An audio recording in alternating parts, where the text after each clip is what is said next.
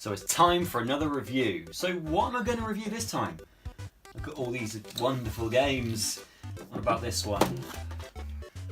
No. This one? Not yet. What about this one?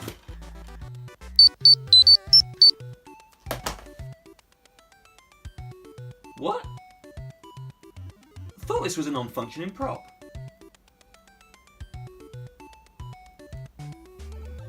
Hello? Suit up. It's time. It's time? Time for what? For what? For this. What's happening?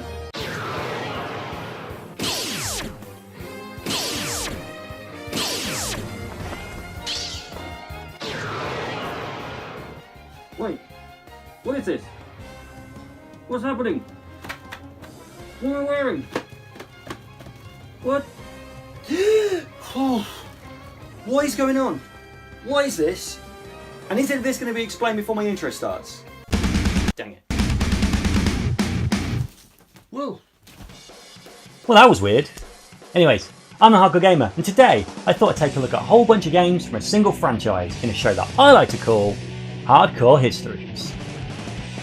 And with the Power Rangers franchise now legally old enough to rent a car, I thought, what better time than to take a look at some Power Rangers games. Hold up. You can't have a Power Ranger video without me, can you? Wait, you're Ranger Liz, Power Rangers superfan and YouTuber. What are you doing here? Well, I thought since you're talking Power Rangers, maybe you could use someone else knowledgeable on the subject. Also, you asked me. Ah, right. But how are we actually doing this right now? I mean, I'm willing to suspend my disbelief, but How is this possible? There's a reasonable explanation for that. Anyway, Power Rangers is a global phenomenon, guys. It's toys, comics, movies, all stemming from a kids' TV show. It's been around for over 20 years. It's regularly on lists of top franchises of all time. I mean, 25 years this year. That's a lot. That's a lot to be said, and that's a lot of episodes for teenagers with attitude and spandex suits fighting rubber-suited monsters. Like with anything with success, though, you're gonna get some video games. which is where I come in. If you've seen any of my videos before, you've probably seen the numerous references to Power Rangers. I am a huge fan, and I have been ever since I saw the first season when it first aired. I have toys, props, costumes, even a big ass tattoo on my leg. I was in second grade when Power Rangers started. I remember playing these games on the Super Nintendo. I've been a fan for a very, very long time, and when I wanted to start a YouTube channel, it was of course about Power Rangers, which brings me here today. I do a show called the Ranger Weekend Review where I talk about all sorts of Power Ranger news, including video games. Anything involving Power Rangers, I usually am on it. I also have a really cool cosplay, the yellow to your red. How cool is that? So I guess between us, we have the credentials to really talk about this topic. So join me, as in me and Liz, and you guys watching at home, as we take a look at some of the Power Rangers games from throughout history. It's Morphin time.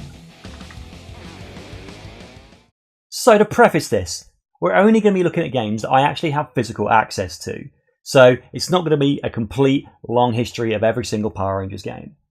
But saying that, let's start at the start with Mighty Morphin Power Rangers on the Sega Mega Drive. Originally released in 1994, Mighty Morphin Power Rangers for the Mega Drive is basically just a one-on-one fighter, in the same vein as games like Street Fighter. Although to mention the mighty Street Fighter at the same time is very flattering for this title. It's basic to the extreme. You only have two real modes, okay? You have your scenario mode, which is like your versus mode, and then you have your computer story mode, which is going to be complete with your basic cutscenes to help illustrate what's going on. And as far as that versus mode, it's just straight up two-player versus where you just fight. It's pretty lackluster, to be honest. There isn't much going on here either graphically or gameplay wise. and it's kind of obvious it was rushed out the door just to make a quick buck. You can literally spam the same move over and over to win every time. It's okay if you just want something to pick up and not think too much about, but a classic it ain't. Moving on.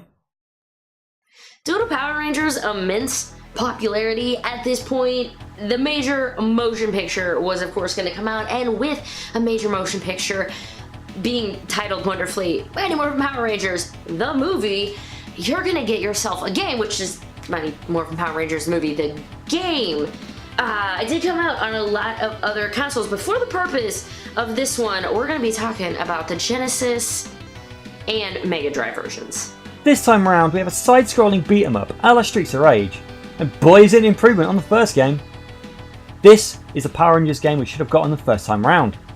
It's vibrant, fun, covers events from not only the movie but also the TV show, such as the coming of the White Ranger, Rocky, Adam and Aisha becoming Rangers, even gaining the ninja powers, and best of all, it's now 2-player!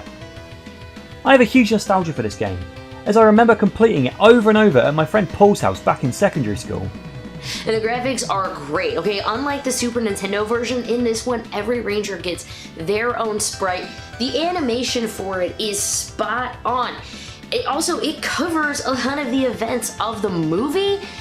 And guys, it even has different Megazords for you to fight as, okay? This is a fun game.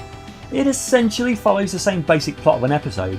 You and a buddy run through the city, beating up putty patrollers, ooze men and Tengu warriors before fighting a boss, which you then have to fight again as one of a selection of Megazords. It really is all you could want from a Power Rangers game. Also, if you don't think the music in this game is rad, then you're fucking dead inside. 1995 was the end of the 16-bit consoles, as 32-bit ones are starting to take over. Surely, 32 bits instead of 16. We're gonna get some awesome, great Power Rangers games, right? Right? Skipping ahead to 2001, and it's time for Time Force! This time on the PlayStation. And to put it bluntly, this game sucks. It follows the same line as the previous games, with a do a thing and fight a bunch of guys, and then fight a boss, then fight the boss again as a Megazord that worked so well before, and somehow, someway, made it boring. The story is played out through voiceovers and the occasional use of stock footage directly from the show, but it isn't engaging in the slightest. I hope you like the Time Force theme song too, because you're gonna hear it a lot. The title screen, every loading screen, the footage from the show, and the Megazord fights, you're gonna hear it a lot. It never ends. It never ends. So why is it so bad? Well, the graphics are awful for a start. The controls are slow, clunky and unrefined.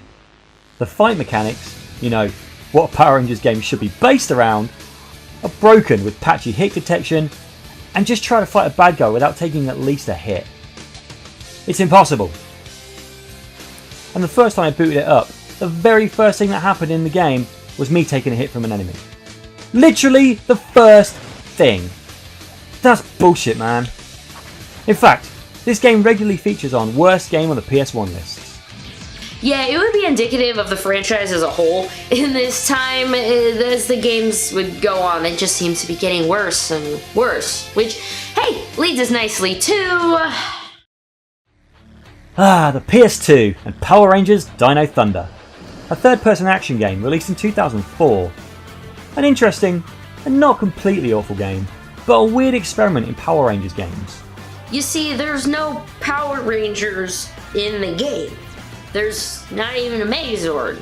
No, here you control a giant Zord, and you can switch between them at will, which is cool, and you need to do that to complete certain missions, but ultimately, you just play as a giant robot dinosaur.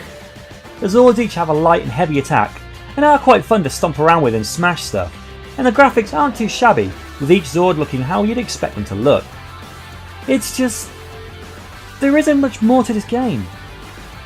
Ordinarily this wouldn't be so bad, but this is supposed to be a Power Rangers game, or so it says on the box.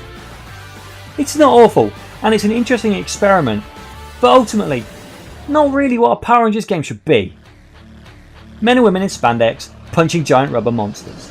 As you progress through the game, you do unlock other Zords to control, and even ones from past seasons, such as like Ninja Storm and Wild Force, but it just doesn't feel like a Power Ranger game.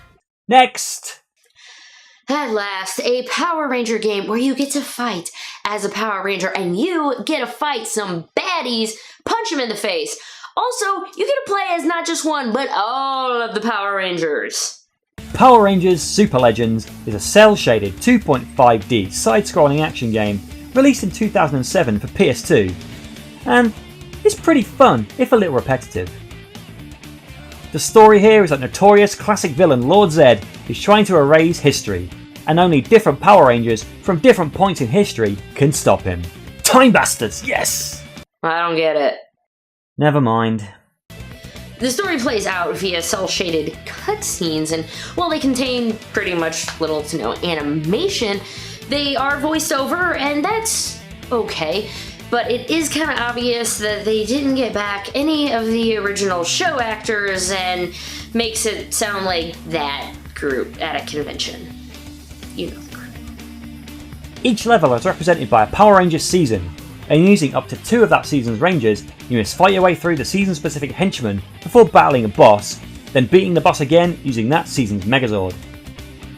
The levels are fun, but can be overly long, and the Megazord battles... oh god, the Megazord battles! Yeah, these things play out like rock, paper, scissors battle things, and honestly, they're just the worst, okay? They take any fun you've been having in this game so far, take it just completely down the drain, and they are a chore to try to get through.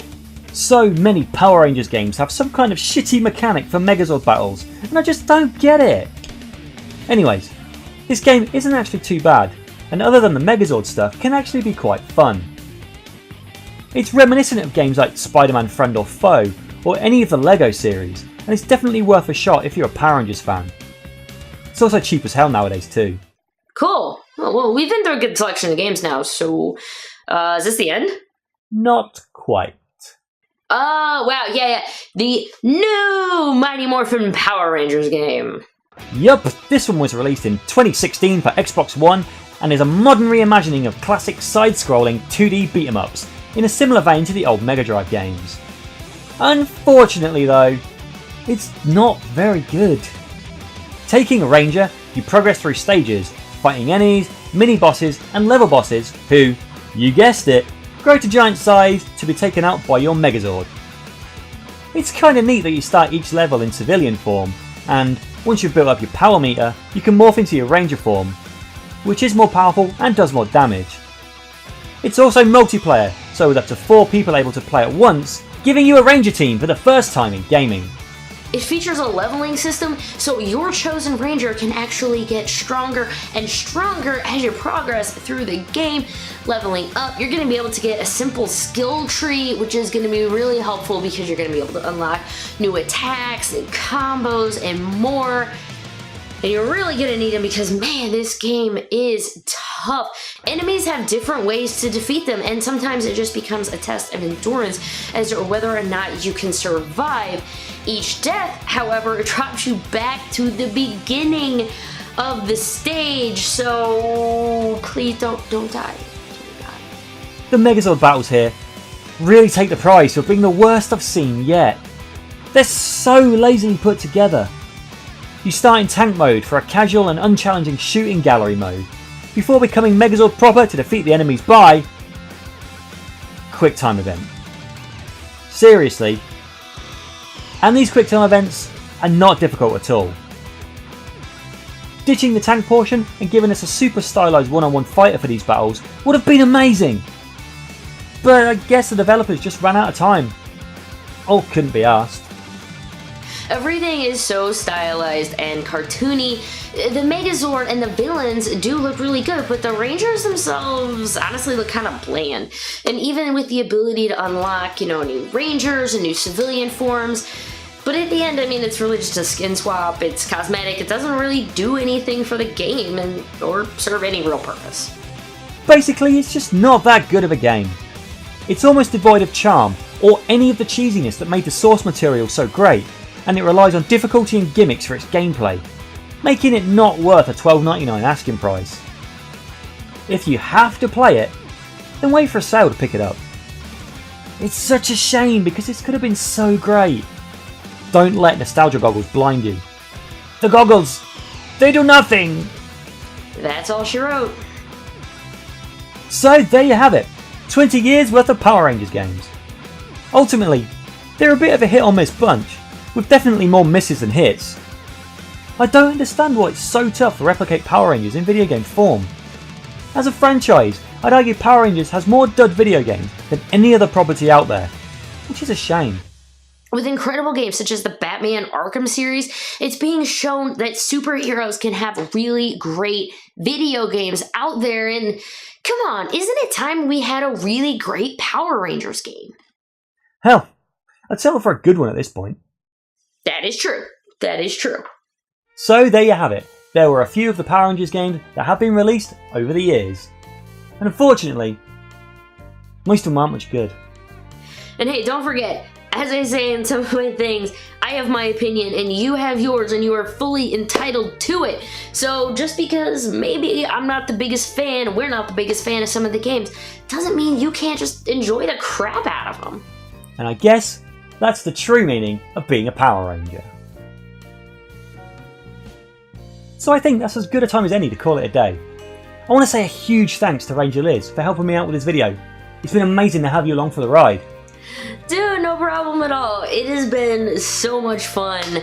Now, I gotta go, like, save the world or something. And thanks to you guys for watching. I've been the Hardcore Gamer. Join me next time for a much better video, but for now...